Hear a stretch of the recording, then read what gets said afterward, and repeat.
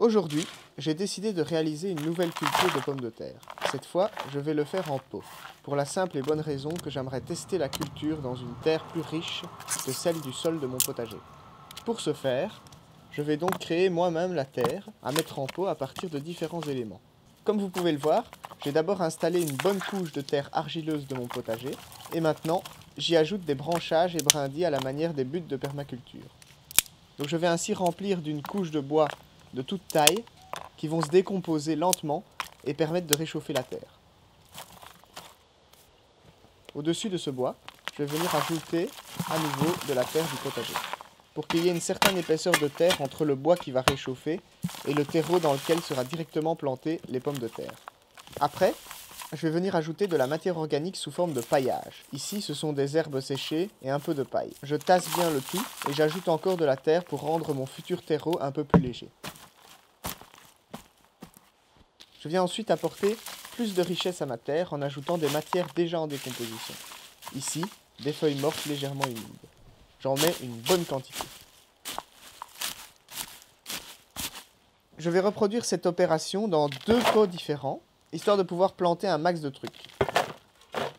Comme nous sommes déjà tard dans la saison, je vais mettre les pots dans la serre pour leur permettre une croissance plus rapide et leur assurer un climat correct. Il pourra ainsi pousser même à l'arrivée de l'automne. La dernière couche que je vais disposer à l'intérieur des pots sera un terreau déjà bien formé. Celui-ci provient du fumier des années précédentes, mais vous pouvez également utiliser les sacs de terreau pour potager que l'on peut trouver dans le commerce. Comme j'en avais pas beaucoup, j'ai aussi ajouté celui de ces petits pots qui sont plus utilisés. Donc ils proviennent de mon semis de début d'année, mais les graines n'ont rien donné, du coup je réutilise le terreau. Passons maintenant à la plantation. Pour commencer, je teste la patate douce. Le fonctionnement est pareil à celui de la patate classique. Il y a des germes sur le tubercule qui vont donner de nouveaux plants. Je plante aussi autour des pommes de terre, classiques cette fois. Comme vous pouvez le voir, je laisse très peu d'espace entre les plants. J'ai envie de tester une plantation plus serrée. Nous verrons bien le résultat.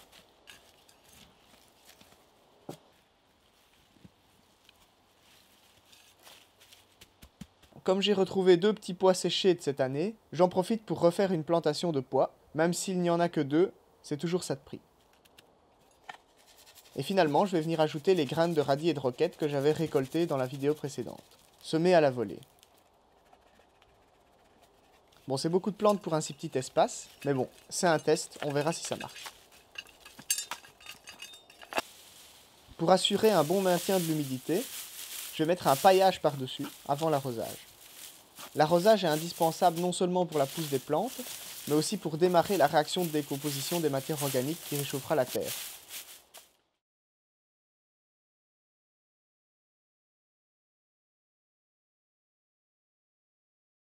Voilà, derrière moi, j'ai des haricots. Voilà, donc ils sont déjà plus ou moins formés. Et c'est pour ça du coup que je vais devoir les protéger, puisqu'ici en fait il y a souvent un sanglier qui vient. Et il a déjà raffolé de mes petits pois. Donc on va pas lui laisser prendre les haricots. On va mettre une protection, je vais mettre des fils ici autour qui vont empêcher le sanglier de s'approcher de mes haricots. Voilà.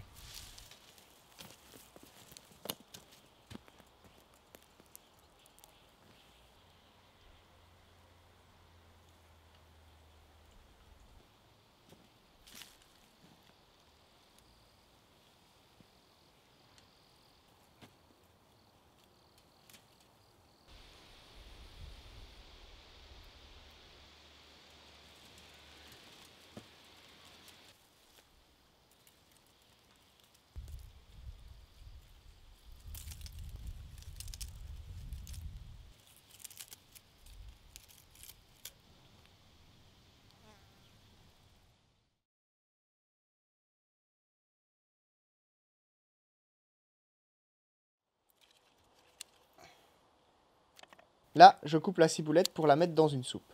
Je précise qu'elle a déjà fait ses fleurs, c'est pour ça d'ailleurs que les feuilles sont un peu plus coriaces et que je préfère l'utiliser pour une soupe.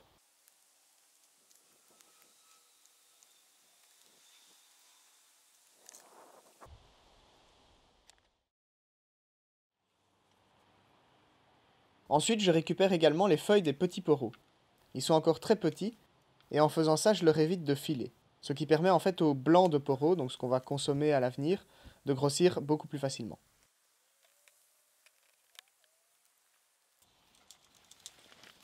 Donc voilà ce que j'ai pu récolter en recoupant tous les poros à la même hauteur.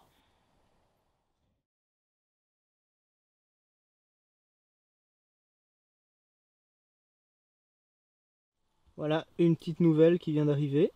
Une courgette, première de ce plan. Première de cette année en fait, puisque j'ai pas encore réussi à avoir des courgettes, j'ai eu beaucoup de problèmes. Donc je vais encore regarder mieux comment est-ce qu'on peut s'occuper correctement des plants de courgettes pour qu'ils soient les plus beaux possibles et qui donnent le plus de courgettes possible. Donc je vais aller voir ça. Ici j'ai 2 plants de courgettes, hein, je vous avais montré. Et donc voilà, je vais un petit peu essayer d'optimiser tout ça. Alors j'avais aussi semé des carottes. Mais de ces carottes, il n'en reste plus que 2. Cette petite, je vais mettre la mise au point, ça ira mieux. Voilà. Il n'en reste plus que 2, donc cette petite minable ici. Et cette carotte là qui pousse comme elle peut. Voilà. Ici on a toujours les plants de melon, mais qui n'ont pas encore beaucoup évolué depuis. Le cornichon a bien grandi. Voilà. Et il y en a encore quelques autres là-bas, donc on pourra refaire une deuxième conserve. Donc je vais aussi ajouter de l'engrais sur les plants de courgettes, melons et concombres, car la terre est assez pauvre à cet endroit, et ce sont des plantes qui demandent beaucoup de nourriture. Donc c'est un engrais biologique, liquide, que j'ai dilué dans un arrosoir d'eau.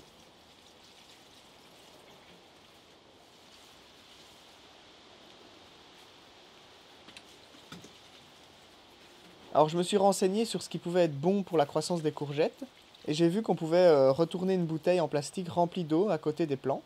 Donc cette technique permet en fait d'humidifier la terre au goutte à goutte, et apparemment les courgettes ont besoin d'une humidité plus constante comme ça. Voilà, c'est à peu près tout pour aujourd'hui. J'espère que cette vidéo vous aura plu et éventuellement aidé pour votre potager. Si c'est le cas, n'hésitez pas à vous abonner à ma chaîne pour regarder les suivantes vidéos. Et vous pouvez aussi me soutenir sur Tipeee, tous les liens sont en description. Si vous aimez le cinéma, j'ai une chaîne dédiée uniquement à ce thème, donc vous pouvez aussi vous abonner, les liens sont en description et en écran de fin. Merci de votre visionnage et à plus tard!